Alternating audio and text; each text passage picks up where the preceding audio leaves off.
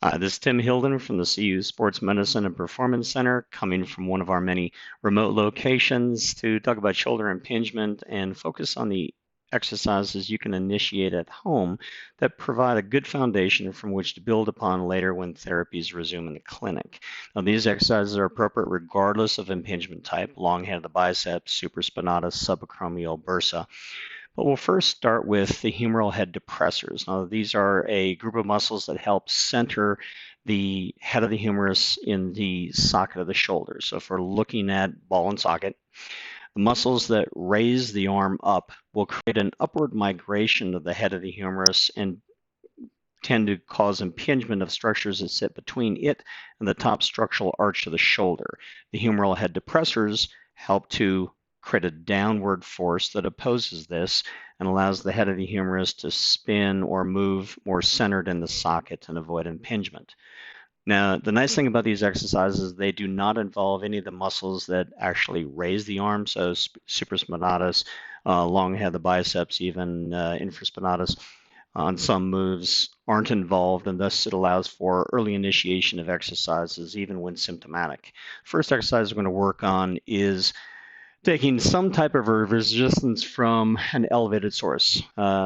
Few may have an actual cable machine set in their house, but you'll have, whether it's TheraBand sport cords or any other type of resistance that you can attach to something high, tie a knot to the TheraBand and toss it over the top of the door, shut the door on it. What you'll do is take your arm and you're just going to move through the first 45 degrees of motion, coming down to the thigh, raising up to here.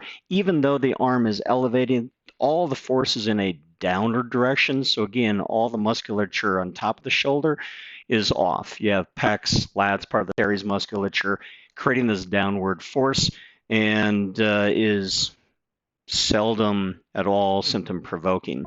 Now, this exercise can be performed both in a pure flexion motion here or off at about a 45-degree angle as well. Just simply turn the body about 45 degrees from where it's attached to and do this same downward motion. Now, when this exercise shows that the shoulder can tolerate it for at least a couple of days, then you can move into a couple of other exercises that involve the arm moving through minimal motion. Most of this is waist height or about doorknob height movement. Just take the resistance, drop it down. If you had the TheraBand tied onto the back side of a doorknob, shut the door on it, and you can initiate some single arm rows. As you'll see here, the humerus does not move into an elevated position. So again, I'm not needing this musculature on top of the shoulder.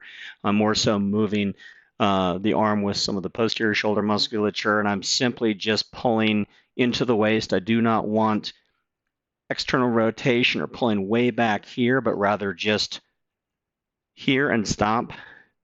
This exercise is non-provoking in all those long head of the biceps or supraspinatus impingements, with the caveat that some of the long head of the biceps irritations, when you come back, you will limit the upper arm from going further backward because it puts a little tension on the long head of the biceps, but you're perfectly fine moving through the first portion of the movement.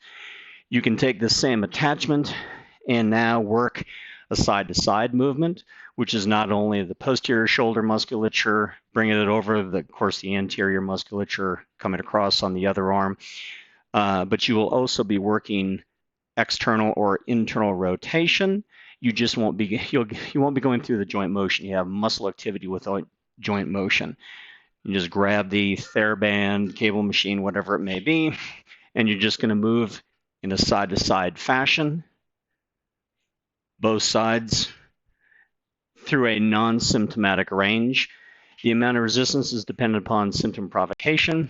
There is no need to utilize a load that starts to provoke symptoms. There's nothing, good for the cause by putting up with pain. You want to undershoot. You'd rather assess symptoms the next day and go, nah, I could easily have done more than wish you didn't.